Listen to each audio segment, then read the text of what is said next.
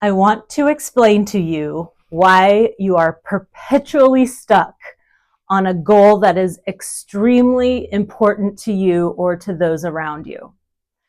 This is something I learned about 15 years ago, and it has consistently held true. And every time I explain this to a client or pose the problem this way, they become the head explosion emoji, and it unlocks something important. And then we can figure out the actual solution. So let's back up for a second. Let's rewind and talk about what do I mean by being perpetually stuck in a goal. So maybe you have a personal goal like, I want to work out consistently. Maybe you have a goal for your career, like I want to get a new job, but you just keep staying stuck in your current job and you just don't make the leap, or maybe you're not even applying for new jobs. Or I see this a lot with my clients in business. They just can't fire the person who needs to be fired, or they just can't delegate. They are doing everything themselves and they're not actually being good or effective managers in delegating to their teams. Now, I am not talking about privilege. I'm talking about people who are privileged enough to have options. Like, of course, there are systemic barriers to getting toward your goal sometimes. And I talked a little bit about that in my video about changing systems, and we will absolutely get back to that. But I want to talk about situations where you have a lot of control, or maybe you are playing a little bit of a victim, and we can get past that as well. But here's the thing, and I want to credit the person who told me this, which is Josh Corda. This was 15 years ago when I started learning to meditate, and I was going to a group in New York called Dharma Punks. You might have heard of it, Dharma Punks NYC. It's still going, and he has a great podcast, and I think you can even join online now. But he was giving one of his Dharma talks, which again, he records and puts online for free, which is great. And he was talking about procrastination as a form of emotional safety. Dramatic pause so that can sink in. I have found this to be so true. And the way I phrase it with clients is, what are you getting out of staying stuck? Because once you understand the benefit of why you are stuck, then you can shift that benefit to another place, which removes the obstacle. I'm going to give you tangible examples. I know I'm being a little abstract right now. So the example that Josh gave was, say you want to change jobs, your job just isn't providing for you, or there's no place to move up in your career and you want to keep developing and evolving, but you just don't do it for months, maybe years. Maybe the reason is that you really like your coworkers and they have become, pretty core to your emotional well-being. Maybe you're genuinely friends, or it's just having people to be around every day, but you're focusing so much on the mechanics of a job, maybe, salary or schedule or opportunities to move up. You're ignoring the emotional benefit, the social benefit, which is something that most of us need, of having a place and having people. So his solution, one solution for this is shift the weight onto your personal group, or create ways to see those same people outside of work. So what you're doing is you're not saying, I don't need this anymore. You are realizing, oh, I need this. This is a very strong pull. In fact, to the point where these other things are not as important because I'm subconsciously sabotaging these things in order to get this emotional benefit. And so you have to move the emotional benefit somewhere else. Personal life, you join a club, you meet with those friends outside of work. And so once that obstacle's out of the way, you have a better chance of actually enacting your game plan to move forward. So this is how I see it happen in business. And I'm going to get to outside of business, society, and our public structures. So in business, the way I have seen this happen is, let's talk about delegation. So you have a manager and they will not delegate, or they delegate something and then they pull it back and they're like, I can just do it faster. I can do it right. And this is a pretty common issue when you have somebody who's been promoted from the bottom of the org chart. But when you were a doer, you were a technician in the role, you were doing the job every day. And then because you're really good at doing the job, you get promoted to manager. Well, managing the job is not the same as doing the job every day, but now you are managing the people who are doing. But you are the best on the team, perhaps at the doing. So if you just do it, it'll get done right, it'll get done faster, and I might as well do that. Well, obviously the problem is these people don't get better because you're not giving them the chance to get better and you're not coaching them on how to be better. So it becomes a problem. But maybe you're perpetually stuck in this problem and you keep going back to, I'll just do it myself. There's no time to coach somebody in this moment. I'll do it later. Creative procrastination. And the thing I love about this concept is it doesn't put the blame on you for being a procrastinator. It's not because you're lazy. It's because there's an emotional payoff that you're not paying attention to. And when you solve that, it unlocks the path forward. So in this delegation situation, maybe my emotional incentive is, it's very important for me to feel like I am the best, because for years before I was promoted, all my recognition came from being the most effective person at the doing. And maybe I don't have that kind of positive reinforcement in other areas of my job, in other areas of my life. So I subconsciously fear that I'm not going to get positive reinforcement anymore if I stop doing, right? And obviously a lot of this stuff goes back to childhood shit. You may need some therapy or coaching or something to recognize it and then get past it. Reminder, coaches are not therapists and are not qualified to be therapists unless they are licensed therapists. So do not be getting therapy from your coach, separate practices. I want to say another example that I've seen in people's careers. So I had a good one with a client before. She was also a manager. She was moving up and she just couldn't get this really great initiative in action that had to do with accessibility, right? So she worked in tourism and was really helpful in making sure that the destination she was helping to promote was accessible for people with all kinds of different abilities, or if they identified as having a disability. So like, how can we make this place truly for everyone? But the contractor that she was going to bring in to do this work and to consult and to help them make the destination truly accessible, like win-win, right? Like we all want that and there's nothing wrong with that. What was the emotional payoff of delaying the contract? Of course, there are logistical issues with contracts sometimes, but let's be honest, a lot of this stuff takes way longer than it ever needs to. Well, the issue, the emotional payoff was, if I don't get this going, I'm not exposed to making anyone unhappy. Because when you are trying to do equity or inclusion work for an audience you are not part of, for a demographic you are not part of, that's really scary because you don't actually know what everyone's going to want. And so, even if they tell you, you might have something that you miss.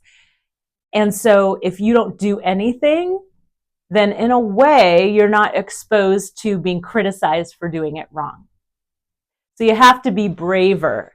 So what could she do instead? She could build some sort of feedback mechanism that make sure that these mistakes don't go on for too long. She could have like a trusted advisor who is helping with this. She could make it more of a group effort so she alone isn't exposed.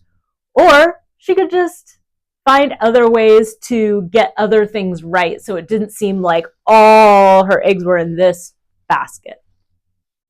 And listen, that's hard. I think a lot of people procrastinate or just don't launch or stand behind or enforce their, inclusion, equity, equality initiatives, those kinds of HR things, because they're really afraid of doing it wrong. And I think sometimes people get really combative about it as well, but we will definitely talk more about that. Yeah, again, I want to say that the thing I love about this concept of creative procrastination or emotionally driven procrastination is that it takes the blame off of you. If you are this far into this video and listening to this, you are not a lazy person. I have had friends who've been like, oh, I'm not doing this because I'm so lazy, like applying for a job we talked about. Well, then I point out to my friend, you're not lazy. Here's all the other things you've done and accomplished that other people haven't. There's just some reason you're not doing the job application. Well, it turned out like she didn't really know what the job was going to be like. She was in a career change. Well, yeah, of course. So you have to lessen the risk there somehow or build in a different feedback mechanism for confidence. So this seems pretty complicated, but it's really not, because just the awareness and sorting out like what is the actual need you have emotionally that's getting in the way is going to help you to just pay attention. If you don't have the solution right away, being aware, oh, I need something to replace this other thing, is going to help you find the thing because you're paying attention, you're looking for it. And of course, if you want to speed the process, you can talk to somebody you trust who maybe doesn't have the same issue and not your best friend who's going to blow smoke up your ass and just someone who wants you to like them, someone who's going to tell you the truth. So that might be your best friend. It might be your partner. It definitely can be, a coach or a consultant or somebody else on your team, maybe someone who's not on your direct team, but like a peer team. But in business, this is really important. Now, bonus area. I promised you I would also talk about the system.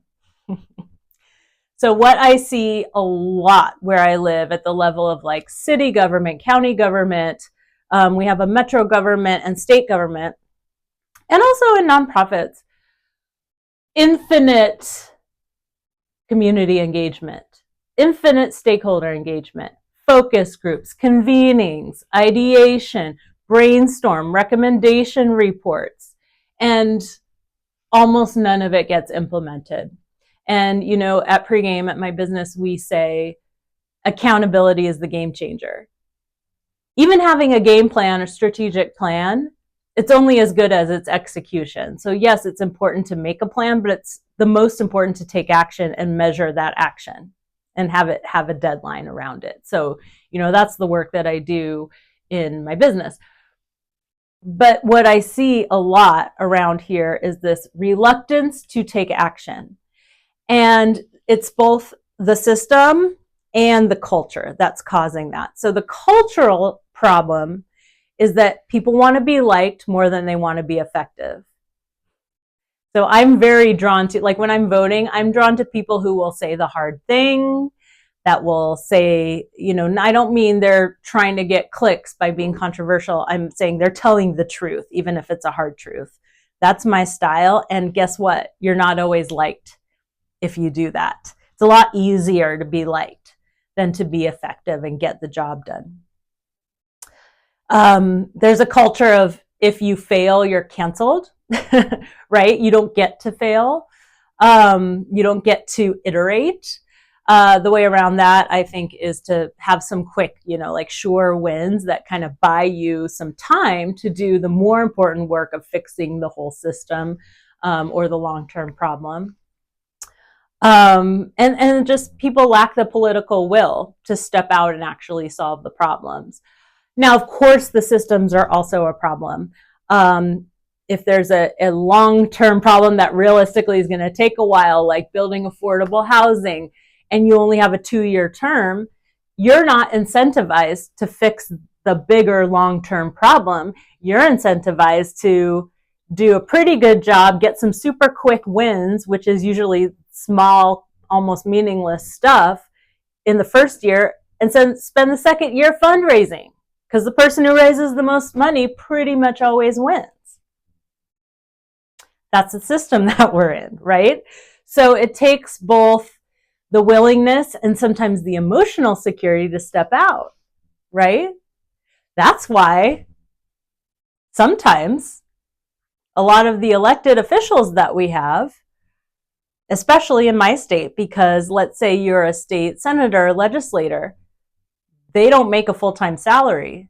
So you're doing a lot of work that is effectively at a very low hourly wage, or, you know, if you're in a smaller town, you're on city council, there's no pay for that.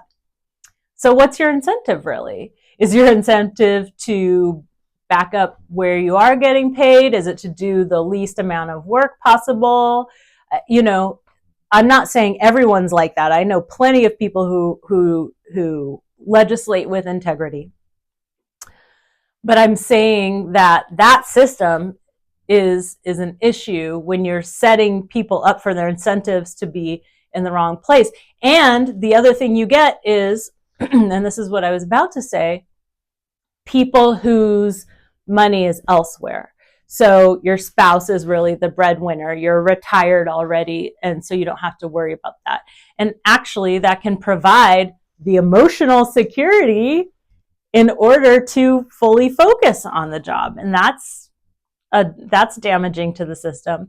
When I was in a political training course, we did a really helpful exercise that was, what would you need in order to devote so much time and energy to a campaign? So I'm not saying you're running for office. I'm saying look at the people who are making the decisions in your community. So I was thinking, gosh, it would really be helpful to have this, and this thing in infrastructure set up. So a little bit of that was practical, like, I don't really love to cook and I'm not great at planning that in advance. Maybe I need like meal delivery or something. But there's the emotional side of it. Like, do you have the people who can help you keep going on a hard day? Because I bet until you have that emotional infrastructure, you might not be willing to take the leap to do the next thing. So there might be some other things you have to do before you go for that big goal. So I hope I have over-explained this to the point where you understand it and you can take a look at where you're perpetually stuck and maybe find, like, what is the emotional, psychological block? It's not that I don't have enough time to go for a run. It's that every time I go for a run, I psychologically beat myself up because I didn't go for a run for the last week, last month, last year. These numbers are not from recently, you all. These numbers are from like a decade ago, 2 decades ago. So again, it's so worth it, especially if you've been stuck in a certain area for months or years. This is the key. So tell somebody else about it, share the video, and always feel free to contact me. Let me know how it's going or where you're stuck. Game on.